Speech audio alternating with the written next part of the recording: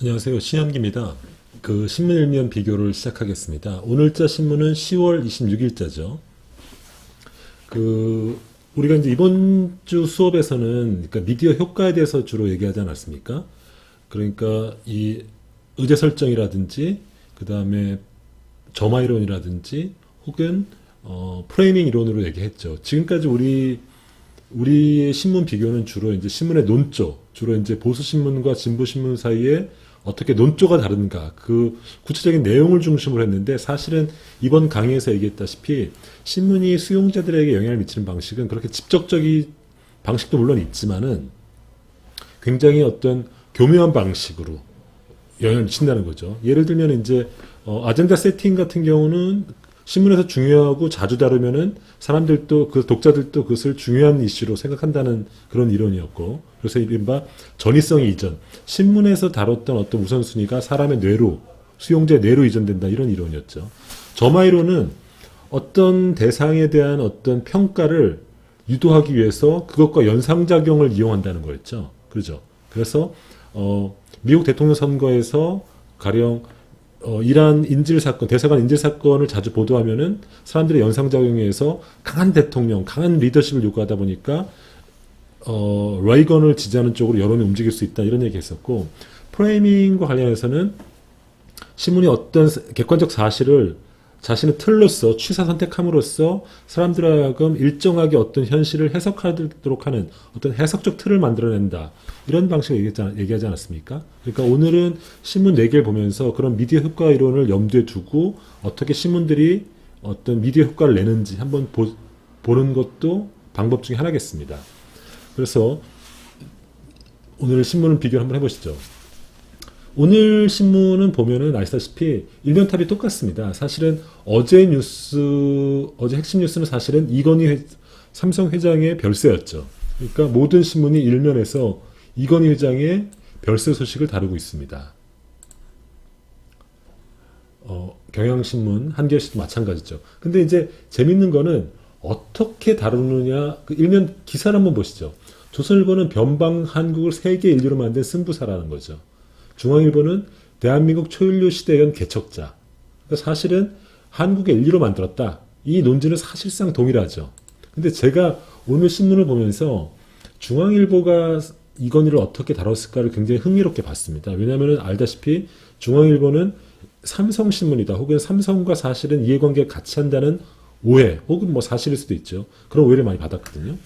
왜 그런지를 좀 보면요, 이런 맥락이 있습니다. 사실은 그러니까 중앙일보의 이제 모회사는 이제 중앙 미디어 그룹이죠. 그게 우리가 알고 있는 홍석현 회장입니다. 아이고, 죄송합니다. 그러니까 삼성의 여기가 홍석현 회장입니다. 홍석현 회장인데, 홍석현 회장의 누나가 홍나희 여사죠. 홍나희 여사죠. 홍나희 여사. 홍나희 여사랑 부부관계가 있는 사람이 바로 이건희죠. 근데 이 이 남매에 부친되는 사람이 홍진기라는 사람입니다. 홍진기고, 이건희의 부친되는 사람이 이병철이라는 사람이죠. 이병철은 알다시피 이제 삼성의 선대 회장이고, 홍진기는 이승만 정권 때 내무장관 했던 사람입니다. 내무부 장관 했던 사람이고, 이 사돈을 맺죠. 사돈을 맺고, 그리고 이제 사돈을 맺다는 건 이제 이건희랑 이제 홍나희를 결혼시킨 거죠. 그리고 1960년대 이병철이 자기가 직접 언론사를 만들지 않고 홍진기로 하여금 사장을 시키죠. 그래서 이제 이 홍진기의 이 중앙일보가 홍석현에게 이어진 것이죠. 그러니까 이제 이런 관계 때문에 이 중앙일보는 삼성과 굉장히 밀접한 관계가 있고 삼성의 이해를 대변한다, 이런 오해를 받았는데, 실제 그래서 이번 이건희 회장의 죽음 별세와 관련해서 중앙일보가 어떻게 보도를 했는지 봤더니, 여기 보면 알겠지만 한번 기회 있으면 찾아보십시오. 이 일면뿐만 아니라 이 안에 지면을 통해서 4개 신문 중에서 가장 많이 지면을 할애한 것이 역시 중앙일보입니다. 중앙일보 이제 뭐 이런 맥락이 있는 거죠. 그리고 진보 신문들은, 그러니까 보수 신문들은 이제 이건희에 대해서 이제 한국을 세계 인류로 있다는 것에도 공통적이고 그런 시대를 열었던 개척자다, 승부사다 이런 굉장히 찬양의 일변도인데 진보신문의 이건희에 대한 평가는 약간 미묘합니다. 가령 조선 경향신문 같은 경우는 이건희 삼성회장 떠나다 그냥 객관적으로 드라이하게 얘기했죠. 하고 한겨레는 직접적으로 초일류 삼성을 만들었지만은 혁신과 그늘을 동시에 놨겠다. 공과 과가 함께 있다. 공과 잘한 부분과 과가 함께 있다는 거죠. 아까 이 공은 뭐 세상에 모두 알다시피 공이 있죠. 저는 삼성을 떠올리면은 삼성이 얼마나 이제 이건희의 삼성은 사실은 이병철의 삼성과 완전히 다른 기업입니다. 이건희가 1987년도 때 아버지로부터 이제 삼성을 물려받죠. 후계자가 됐죠. 그리고 이제 이건희의 삼성이 되는데 이병철의 삼성과 이건희의 삼성은 완전히 다른 기업입니다. 제가 자료를 좀 봤더니 이건희가 취임할 때 매출이 9조 원 정도 됐답니다. 근데 지금 현재 삼성의 매출이 387조랍니다. 그리고 영업이익이 0.2조 정도였는데 지금 영업이익이 7조랍니다. 완전히 다른 기업이 됐죠. 삼성의 이건희 시절에 삼성은 완전히 다른 기업이 됐고 정말 삼성이 초일류 브랜드 글로벌 기업이 됐던 건 정말 누구도 부인할 수 있는 공입니다. 하지만 과도 많죠. 저는 그리고 삼성이 우리 사회에 미친 영향에 대해서 사람들이 여러 가지 우리 사회 뭐 한국의 브랜드 가치를 높여놨고 뭐 초일류 기업을 만들어놨다 이것도 인정합니다. 그런데 저는 삼성이 얼마나 대단한 기업인지와 관련해서 제가 드는 느낌이 이런 겁니다. 최근에 우리가 장례식장 가면은 한 12시만 되면은 이제 사실은 모든 사람이 이제 조문객들이 집에 돌아가지 않습니까? 그리고 12시가 되면은 이제 그 빈소에 사람들이 없고 이제 그 상주들이 이제 잠을 자는 이런 문화가 있지 않습니까? 근데 그 이전에는 사실은 상가에 가서 막 밤새고 술 마시고 떠들고 화투치고 이런 것들이 거의 일상이었습니다. 왜냐면은 이 상주들이 고인을 잃은 슬픔에 빠지지 않도록 주변에서 시끄럽게 떠들어줘야 된다 이런 명분으로 했었는데 왁작지껄한 분위기였는데 지금은 굉장히 조용히 치르고 12시만 되면 집으로 돌아가는 이런 분위기가 됐는데 이런 분위기를 만든 게 사실은 삼성입니다. 무슨 말인가 하면은 삼성이 운영하는 여러 가지 이제 계열사 중에서 삼성의료원이 있지 않습니까? 삼성병원이죠. 삼성의료원이 있는데 삼성의료원에서 당시 1990년대 중반에 장례 문화를 바꾸자는 어떤 캠페인 같은 걸 했습니다. 그게 이제 지금의 어떤 장례 문화를 만들어낸 거죠. 그러니까 삼성은 사실 단순히 돈을 많이 번 기업인뿐만 아니라 이런 식으로 우리 생활 하나하나를 바꾸는 기업이긴 하거든요. 이렇게 뭐 대단한 기업이긴 한데 과는 분명히 있습니다. 과는 대표적으로 노동 문제가 있죠. 이제 이른바 문호조. 그 다음에 승계 과정에서 숱한 무리수를 만들어냈죠. 이런 것들이 이른바 반칙, 특권 이런 것들은 삼성의 그림자죠. 이런 것들에 대해서 이제 한겨레 신문은 이제 제목에서 명확하게 그런 걸 얘기하고 있는 거죠. 그래서 오늘자 신문은 모든 신문이 동일하다. 그러면은 다른 나머지 기사를 한번 보죠. 조선일보는 금감원 라임 사건을 역시 다뤘습니다. 이 라임 사건은 역시 정권의 아킬레스건일 수 있는데 예전 기사를 보면은 라임이 청와대의 어떤 핵심과 연결돼서 권력형 비리인 것처럼 어떤 뉘앙스를 줬는데 사건이 전개되는 과정에서 이제 권력의 핵심과 연결되지 않았다. 즉 여당이 왜냐하면 그 관계자인 그 책임자인 김봉현이라는 사람이 처음에는 여당과 관련된 것처럼 얘기를 흘리다가 갑자기 오히려 야당과 관련된 것처럼 얘기하면서 굉장히 권력의 핵심과 연결됐다는 식의 어떤 기사는 어려워졌거든요. 하지만은 라임 사건은 어쨌든 권력 그거 감독기관과 연관이 있으니까 그 기사를 다룬 거죠. 우리가 이 기사를 보면서 프라임 이론을 적용해 보면 이런 거죠.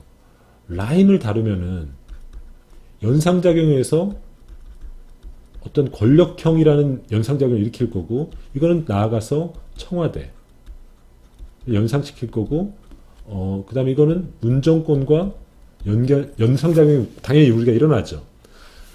라임에서 직접적으로, 이 기사를 통해서 직접적으로 라임을 통해서 문재인 정부 실세 혹은 청와대에 연결됐다는 얘기를 하지 않더라도 이 기사를 등장시키는 것만으로도 우리는 연상작용을 통해서 이런 것들을 생각하게 되는 거죠. 이런 게 그래서 라임이라는 기사를 통해서 이른바 프라이밍 효과, 이펙트를 노리고 있는 거죠. 이 기사를 실은 걸 자체만을 통해서 문정권은 어쩌면 도덕적으로 하자가 있을지 모른다. 이런 연상작용을 일으키는 거죠. 그죠? 조선일보의 또 기사는 최근에 시진핑 연설과 다루는데, 시진핑 연설에서 이른바 우리는 6.25 전쟁이라 하고 중국에서는 이제 항미 원조 전쟁, 즉 미국에 대항해서 원조 조선을 도운 전쟁이다. 이른바 6.25죠. 70주년에 대해서 기념 연설을 했다는 거예요. 했는데 이 기사를 읽어보면은 이 기사는 이제 직접적으로 이제 이 기사만 보면은 이제 시진핑이 항미 원조를 계승하겠다는 식의 어떤 기사, 이게 뭘 의미하는지 명료하지 않은데 이 기사를 안쪽 기사를 보면은 중국이 항미 원조를 얘기하고, 그리고 뭐 그것이 이제 제국주의 미국이 일으킨 전쟁이라는 식으로 얘기했는데도 왜 한국 정부가 그런 중국에 항의하지 않느냐. 그러니까 이런 식의 기사입니다. 그러니까 이거는 문재인 정부, 현재 정부가 중국 정부에 대해서 너무 저자세다. 그리고 나아가서는 이른바 이 보수 세력이 금과옥조로 삼고 있는 한미동맹을 너무 신경 쓰지 않는다. 이런 식의 어떤 비판조의 기사인 거죠. 이것도 역시 그래서 이 두 개의 기사를 통해서 정권과 각을 세우는 이런 기사죠.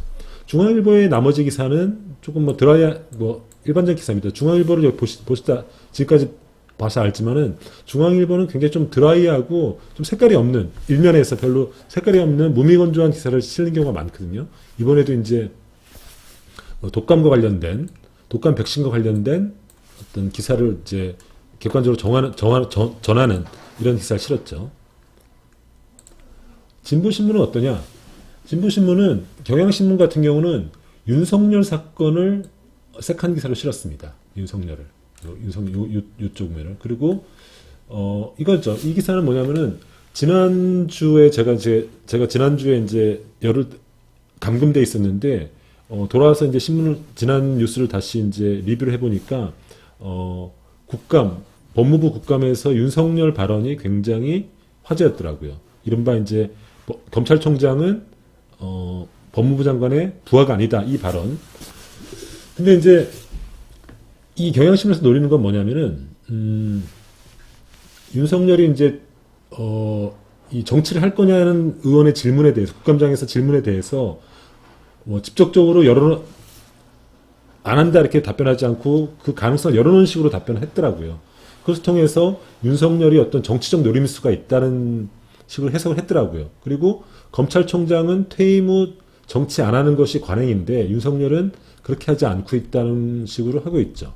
그러니까 이 기사는 명료하게 이제 윤석열을 비판하고 있지는 않습니다. 하지만 이거를 프레임의 관점으로 보면은, 여기서 보면은 문제정의, 우리가 수업에서 봤듯이 문제정의,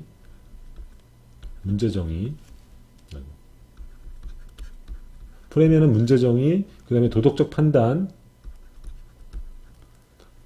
원인, 도덕적 판단, 그 다음에 대안, 이런 요소들이 포함되어 있다고 했는데, 이 기사에서 문제정이 뭐냐, 드러나고 있는 문제점이 뭐냐면은, 윤석열은 사실은 정치 행위를 하고 있다. 이런 식의 어떤 문제정의를 하고 있는 것 같아요. 그리고 그 원인은 뭐냐면은 윤석열이 갖고 있는 어떤 권력용, 혹은 검찰 이기주의, 이런 식으로 어떤 분석을 하는 것 같아요. 도덕적 평가는 당연히 그런 것은 옳지 않다는 거죠. 그죠? 대안은 역시 검찰개혁을 중단 없이 하자. 뭐 이런 식의 어떤 프레임이 담겨 있는 기사들이더라고요. 그래서 우리가 이제 프레임 이론을 보게 되면은 단순히 그 기사의 논조라든지 이런 것들 표면적인 뿐만 아니라 그 기사를 통해서 드러난 프레임이 뭔지를 볼 수 있는 어떤 시야를 갖게 되는 거죠.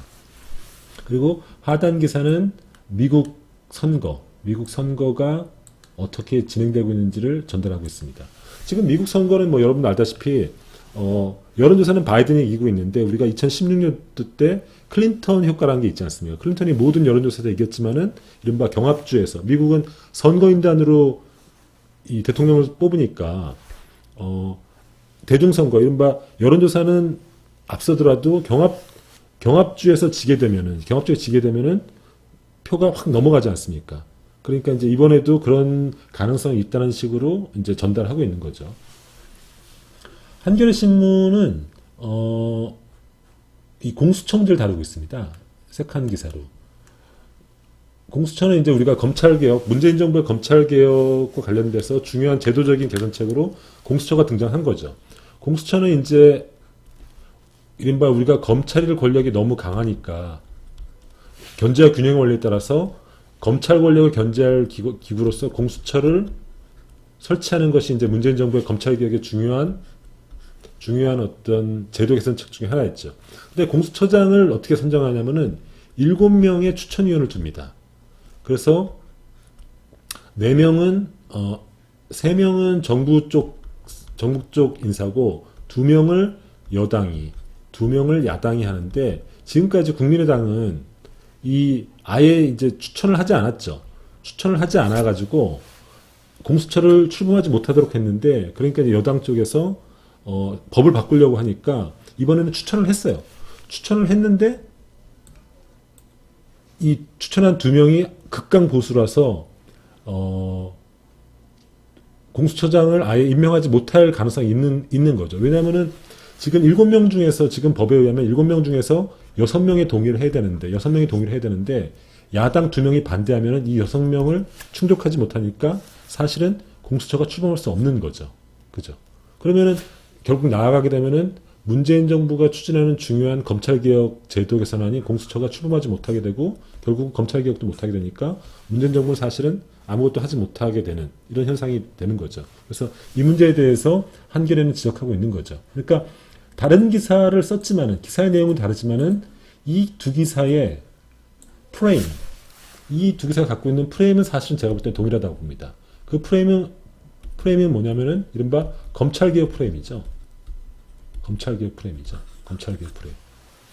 그죠? 그러니까 우리가 프레임이라는 이론을 알게 되면은 이런 식으로 진보 언론들이 어떤 식으로 어떤 독자들로 하여금, 수용자들로 하여금 어떤 현상에 대한 해석적 프레임을 던지는지 이런 것들을 이제 생각해 볼 수 있는 거죠. 그다음에 한겨레 나머지 기사는 이른바 노동 문제를 다루고 있습니다. 노동 문제. 이거는 이제 그때도 얘기했지만 노동은 우리 사회의 어떤 대표적인 어떤 진보 의제지 않습니까? 진보 의제. 그러니까 이제 한겨레는 진보 신문의 입장이니까 끊임없이 노동 문제, 우리 사회에서의 노동의 문제를 끊임없이 제기함으로써 그런 것들로 하여금 사람들로 하여금 생각해 보도록 하는 그리고 그것을 의제화시키는 거죠. 그러니까 이거는 또 한편으로는 아젠다 세팅, 의제 설정의 이론으로 볼 수 있습니다. 왜냐? 의제 설정 이론은 뭐라 그랬죠? 어떤 사건을 신문이 자주 그리고 주요하게 보도함으로써 독자들로 하여금 그 의제가 이슈가 매우 중요한 것으로 생각하게 한다는 것이 의제 설정 이론 아니었습니까? 그러니까 한겨레 신문은 끊임없이 노동을 중요한 기사로 보도함으로써 사람들로 하여금 노동 의제가 굉장히 중요하다고 인식하도록 만드는 거죠. 그렇죠? 그래서 한겨레는 항상 이런 의제 설정의 관점에서 노동을 중요한 의제로 다루고 있는 거죠. 상대적으로 조선일보 같은 경우는 항상 안보, 그리고 아까도 봤듯이 한미동맹을 항상 중요한 의제로 다루고 있는 거죠. 역시 조선일보도 그런 관점에서 안보라든지 한미동맹 이것들을 계속 중요한 이슈로 다룸으로써 독자들로 하여금, 보수적인 독자들로 하여금 그것이 우리 사회에 굉장히 중요한 이슈구나 라고 생각하도록 만드는 거죠. 이것도 역시 조선일보의 의제 설정이라고 할 수 있는 거죠. 오늘도 마찬가지였죠. 오늘 기사도 조선일보의 하단 기사는 한미동맹과 관련된 기사였었죠. 아까 봤듯이 요 기사. 그죠? 이런 식으로 우리는 지금까지 신문이 진보신문과 보수신문의 논조의 차이만 봤는데, 이번 주부터는 수업 내용을 바탕으로 미디어 효과라는 그 이론을 바탕으로 어떤 미디어가, 여기서 신문이죠. 신문이 어떤 식으로 사람들에게 어떤 해석적 관점 혹은 현실을 재구성해서 그런 관점으로 현실을 보도록 하는가, 그런 데 초점을 맞춰서 신문을 해석해 봤습니다. 그럼 이것으로써 10월 26일자 4개 신문 일면 비교를 마치도록 하겠습니다. 수고하셨습니다.